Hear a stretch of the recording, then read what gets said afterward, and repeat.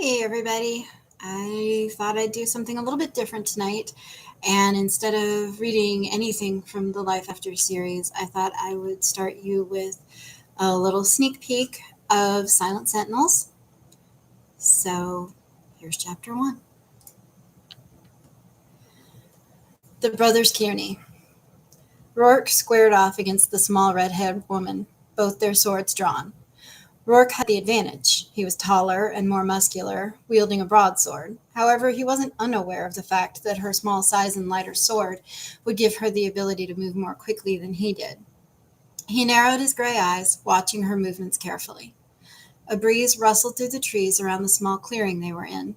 It blew tendrils of copper hair from her braid to tickle her cheeks, as it blew his long black hair away from his face.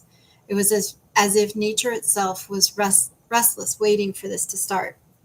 They paced around each other in the circle, the dead leaves blanketing the floor of the clearing, crunching under their footsteps.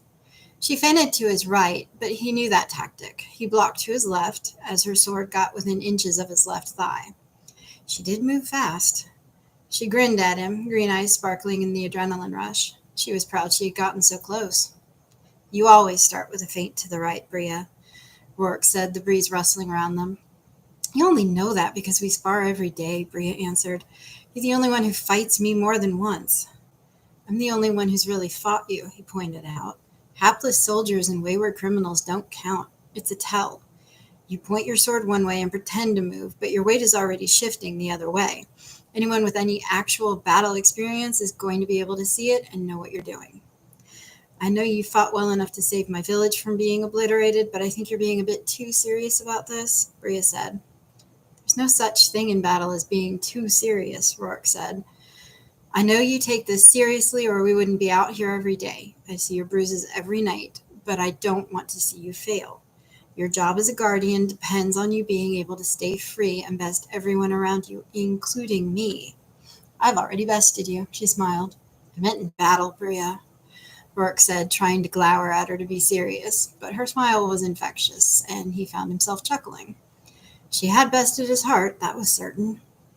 "Again, come on," Rourke urged. They separated and began the dance once more, pacing around each other. It wasn't long before the sounds of swords clashing filled the clearing.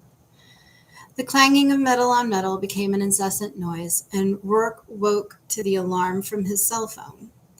He rubbed his eyes and cursed his dreams. He thought the dreams about Bria had finally died off centuries ago. Unfortunately, there was a woman who walked by his shop often, and she resembled Bria. That seemed to have brought the dreams back to life again. They weren't often of different times or scenes from the 10 years he'd had with her before he'd felt in his duty to protect her, and she died. He got up and went about the mundane of the morning, showering, brushing teeth, and breakfast. He then went down a flight of stairs and entered his shop. Rourke owned the building. There was a basement beneath him, which he used as storage space for his shop. The first floor was the antique shop itself. Given his age and the number of things he'd collected over the years, as well as his historical knowledge, it made sense to lean into that and start an antique shop. The second and third floors were his apartment, with the kitchen and living area being the second and third floor. Being the second floor and the third being the bedrooms. The fourth floor was his personal storage, an attic. He started the coffee maker and took a seat at the desk to begin going through emails. Half an hour later, he walked to the front of the shop to unlock the door and flip the sign to open. The red-haired woman walked by. Her scarlet waves flew free from the bottom of her green knit hat in the winter wind. He took it as a kindness that she never seemed to look in the shop. Her attention was always on where she was going. He watched her go. He didn't want to be creepy, but it was uncanny how even when she walked like Bria, he wouldn't approach her. He wouldn't talk to her. He was half mad at himself for seeing her and half mad at her for having the audacity to look like so much like Bria. He held on to that anger and stalked back to his desk. Anger was easier to manage than pain and grief. Rourke felt the power emanating from down the block. It was a power he knew all too well. A light smile grazed his lips beneath his carefully curated stubble as he checked his phone. No messages or texts. It was unlike his brother to drop by unannounced, though the lack of announcement didn't make him unwelcome. Not that Rourke would make it easy on Julian. He never did. The electronic chime over the door sounded as the connection broke and the door opened. Rourke didn't look up from his book. He sat behind his L-shaped desk at a couple of computer monitors on one side showed a bevy of security camera views. The empty side of the desk faced the door, and that's where his book was. Julian moved through the store, his athletic form in jeans and a zipped-up brown leather winter jacket, his long blonde hair pulled into a neat ponytail. He was careful as he passed by mirrors, dressers, and other antiquities. He was physically almost the exact opposite of Rourke. Julian was lithe and graceful. Rourke was a lumbering tank. Julian had no idea how he moved through the store without breaking things. Both brothers wore long hair and ponytails, but Rourke's was raven black. Julian had eyes that were blue-green. While Rourke's eyes matched his temperament, dark and stormy. "What do you want, Julian?" Rourke maintained a look of general disinterest as his brother approached. He still hadn't looked up from the old tome he was evaluating, his large hands clad in white cotton gloves.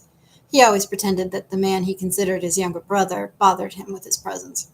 Both knew it was an act. "You haven't heard?" Julian couldn't believe that his dark-haired brother was maintaining his usual stoicism in the face of what had happened. Rourke rolled his eyes at Julian's dramatics. What could possibly have happened that's so urgent you couldn't have texted or called? Rourke carefully closed the book with a sigh and gestured for Julian to have a seat in the chair opposite him as he removed the gloves. Julian sat as indicated and shook his head. "They didn't call you. You're the older one. That's odd." "By they, I'm assuming you mean our bosses?" Rourke sat back and rested his forearms on the arms of the chair. "Yeah," Julian nodded. He scrutinized his brother's face to see if he was putting him on. "Shit, you really don't know." "Perhaps if you tell me, then I would," Rourke said, his patience growing thin. If there was something going on that Julian felt he should know about, he didn't want to play games. He wanted to get to the point. Julian glanced behind him at the open door. "You might want to close early. Something big went down." "You're not going to tell me until I lock up?" Rourke lifted a skeptical eyebrow. "Yeah, this isn't for public consumption." "This had best be worthy of all your dramatics," Rourke sighed. He got up and crossed the store, locking the door, turning the sign to say, "Sorry, we're closed." He then made his way back to his chair and retook his seat. Julian reminded himself that his brother could be graceful when he wanted to be. There were no missteps in his crowded shop, no bumping things or knocking them over, despite his broad shoulders and muscles. "Spill it." "Something powerful got out." Julian held up a hand to forestall Rourke's question. "It's destroyed several buildings in a few states south of us." "And this matters to us here, why?" Rourke asked. "Let me fucking finish," Julian said in exasperation. "Not only did it destroy buildings, but it also leveled the spiritual prison." "Wait, the spiritual prison?" Rourke sat up. Julian had his full attention now. "Did any get out?" "What part of level didn't make sense, lunkhead?" "All of them got out. Every single one," Julian replied. He stressed all three of his last words to make sure Rourke understood how dire the situation was. "Fuck," Rourke said as he leaned back in his chair, absorbing the information.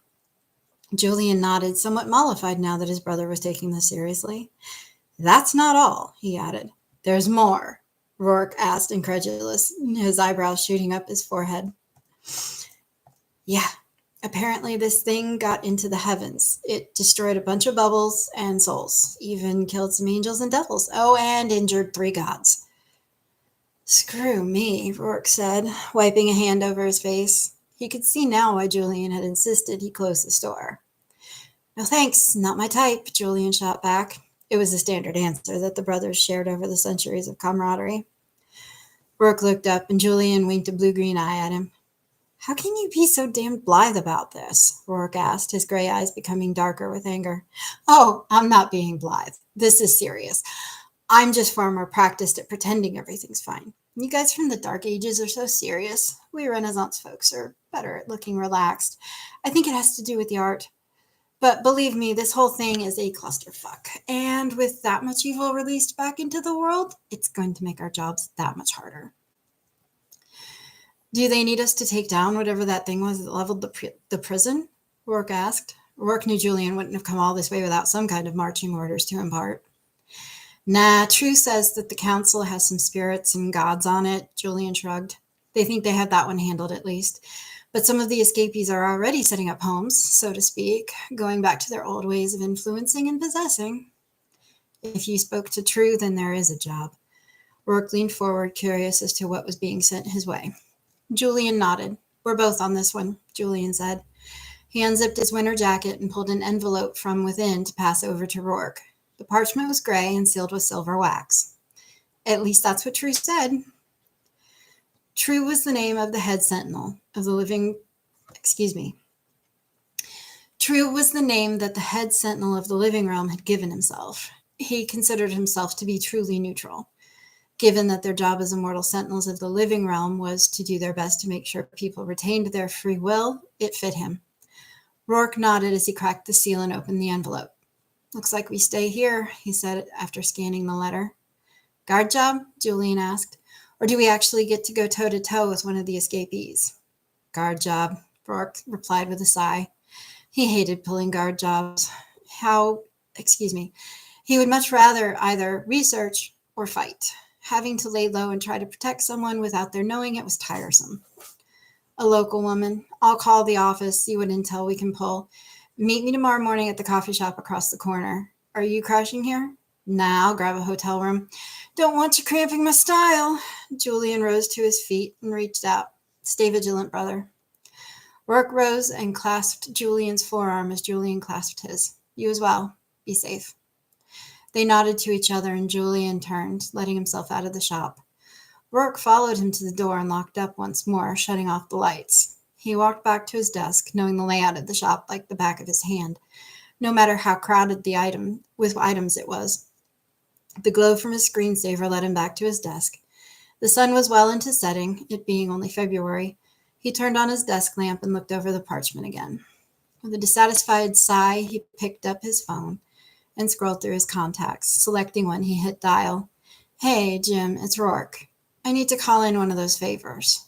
He paused, listening to Jim complain for a moment, but it never lasted long. Rourke had saved Jim's life about 2 decades ago when Jim had been on one of his first cases. Jim would complain about the request that Rourke was going to make, but then he'd relent because he owed Rourke his life and his career. It didn't take long for Jim's complaining to peter out, and he asked the question Rourke had been waiting for. The name is Caliandra Lee Rose, Rourke said, reading it carefully off the parchment by the light of his monitor. It was somewhat comical to him that they, the Kearney brothers, should be guarding a woman whose last name was Rose. Yeah, I know. The irony isn't lost on me. Yep, usual run-up. Address, job, contacts, daily routine if you can piece one together. Thanks, Jim. Be safe.